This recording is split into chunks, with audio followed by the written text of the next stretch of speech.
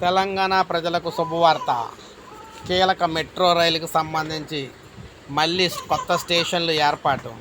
మీరు ఇక్కడ చూసుకోవచ్చు, ఎక్సలేటర్, వాకింగ్ ఎస్కలేటర్ అనమాట. ఇది ఏకంగా దీన్ని అయితే ఏర్పాటు చేయడం జరుగుతుంది. ముఖ్యంగా ఇది మనం చూసుకున్నట్లయితే నాగోల్ చంద్రాయగుట్ట మార్గంలో నిర్మిస్తున్నట్లు కొత్తగా అలైన్మెంట్ అయితే తయారు చేస్తూ ఉన్నారన్నమాట. నాగోల్ ఇప్పుడున్న స్టేషన్ సమీపంలోని న్యూ నాగోల్ ఎయిర్పోర్ట్ స్టేషన్, ఇక్కడ ఎయిర్పోర్ట్ స్టేషన్ ఎడమ వైపు అంటే ఎల్బీ నగర్ మార్గంలో వస్తుంది. ఈ రెండింటినీ కలిపేలా విశాలమైన స్కై వాక్ నిర్మిస్తున్నట్లు తెలిపారు. నాగోల్లో మూసీ వంతెన వద్ద మంచినీటి పైప్ లైన్లు, హెచ్డి విద్యుత్ లైన్లు ఉన్నందున మెట్రో అలైన్మెంట్ను 10 మీటర్ల ఎడమవైపు మార్చాలని, మూసీ పునరుజ్జీవ పనులకు ఇబ్బంది లేకుండా పొడవైన స్పాన్లు ఉండేలా ప్రణాళిక రూపొందిస్తూ ఉన్నారు. ముఖ్యంగా స్టేషన్ల పేర్లు ఎంపికపై సలహాలు అయితే స్వీకరిస్తూ ఉన్నారన్నమాట.